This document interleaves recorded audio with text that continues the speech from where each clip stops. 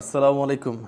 এই ছবিটা বারবার চোখের সামনে আসতেছে। এই ছবিটা আমি যদি একটু লাইট দিয়ে দেখাই, এই ছবিটা বারবার চোখের সামনে আসতেছে। আমি জানি না আপনি চিনবেন কি না। আমার প্রথম কিন্তু চিনতে খুব কষ্ট হয়েছে। এবং আরেকটা ছবি যদি আমি দেখাই, এই যে ছবিটা, ভাতিজার হাতে হ্যান্ডকাপ।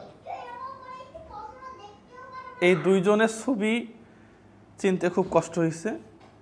তবে এই ভাতিজার কিন্তু চুলের মধ্যে আগে সাদা ছিল, পালানোর সময় উনি চুলের মধ্যে কালি করছে, আর নবীর সুন্নত যেটা সেটা কেটে ফেলছে।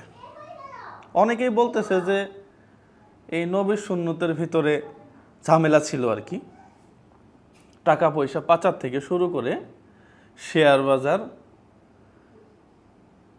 মানে বড় বড় অনেক ধরনের কেলেঙ্কারির সাথে সে জড়িত। এগুলা আইনের প্রক্রিয়ার মাধ্যমে সে সিস্টেমে আসবে আর কি। বেক্সিমকো কোম্পানির মালিক। আপনি বাংলাদেশ না, শীর্ষের একেবারে 200 ধনী যদি আপনি চিন্তা করেন, চীন ভিত্তিক একটা গবেষণা করছে, এই 200 ধনীর মধ্যে 160-এর পরেই তার নাম এই ভাইস্তার। আপনি বুঝেন, ইনার আবার ঋণ খেলাপিও আছে। তো এই অবস্থায় আসলেই আমি আজকে খুব মর্মাহত এই জন্যেই যে তার মতো লোক, উনি কিন্তু অনেক ব্রিলিয়ান্ট একজন মানুষ, অনেক ব্রিলিয়ান্ট একজন মানুষ, অনেক জ্ঞানী একজন মানুষ, অনেক টাকাওয়ালা ধন সম্পদ আলাও একজন মানুষ। তার কি দরকার ছিল পাচারার? উনি তো আসলেই তার ব্যবসায়িক ফায়দার জন্য আসছে, পাচারার জন্য আসছে আর কি, ক্ষমতার জন্য আসছে। যদি এক কথায় বলি, এই যে ক্ষমতা আর হচ্ছে পাপ, এই দুইটা বাপরেও ছাড়ে না।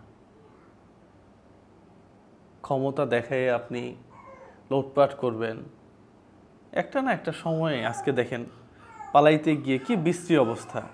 আমি জানি না যে এই ছবিটা রিয়েল ছবি কিনা, তবে ঘটনা তো এরকমই হওয়ার কথা ছিল যে পালাইতে যাবে, হ্যাঁ, লুঙ্গি পরে, পাঞ্জাবি পরে, সিরা প্যান্ট পরে, মাথার মধ্যে কিছু একটা লাগায় এসে পালাবে। দুঃখিত, আমার 2টা মেয়ে, ওরা একটু কান্নাকাটি করতেছে, কিন্তু মনে হইল যে না, গল্প একটু করা উচিত আপনাদের সাথে। তো এই যে এই তো টাকা পয়সা থাকার পরেও আজকে অবস্থাটা দেখেন তো। এর পরেও না আমরা এখনো লাফালাফি করি, এখনো আমরা মিছিল মিটিং করি, ক্ষমতা দরকার। লজ্জা থাকা উচিত। এই যে আইনমন্ত্রীর যে পাওয়ার ছিল, তাকে নিয়ে কথা বলবে এরকম কেউ ছিল সামনে? আজকে অবস্থাটা দেখেন তো। স্বয়ং প্রধানমন্ত্রীকে আজকে পালায় যেতে হইল। আপনি বুঝেন, এরপরও আমরা ক্ষমতার জন্য আবার, যাই হোক, শিক্ষা নেওয়া উচিত। এই ভুলগুলো আর কেউ ফার্দার করবেন না। যারাই ক্ষমতায় আসেন না কেন বা যারাই ক্ষমতায় আসবেন না কেন, স্বচ্ছতার সহিত কাজ করেন। একটা না একটা সময়ে বেনজির সাহেব চলে যাওয়ার পরে রানিং যে আইজি ছিল পুলিশের, সেও নাই। আপনাকে বুঝতে হবে, রদ বদল হইতে সময় লাগে না ভাই। যাই হোক, সবাই ভালো থাকবেন, সুস্থ থাকবেন। এ আন্নি, ও কাঁদতেছে কেন? ভালো থাকবেন, সুস্থ থাকবেন, সৎ থাকেন ভাই। জীবনে এত টাকা পয়সার দরকার নেই।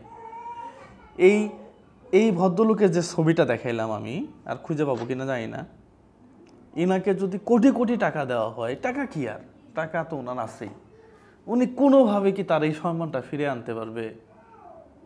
মৃত্যুর পরেও মানুষ বলবে চোর। এর চেয়ে লজ্জাজনক আর কি হইতে পারে? একজন মানুষ কত টাকা খরচ করতে পারে? আপনি দৈনিক কত টাকা খরচ করবেন? কত টাকা? আপনি অনেক টাকা খরচ করতে পারবেন যদি আপনি অন্যের উপকারে লাগেন। নিজের জন্য আর কত খরচ করবেন? কাজে আসে না এগুলা। যাই হোক, বিচার হওয়া উচিত। সবার জন্য শুভকামনা। লাফালাফি করবেন না, অবস্থা তো দেখলেন। লাফালাফি করবেন না। ক্ষমতা আসুক, কিন্তু ক্ষমতার অপব্যবহার করবেন না।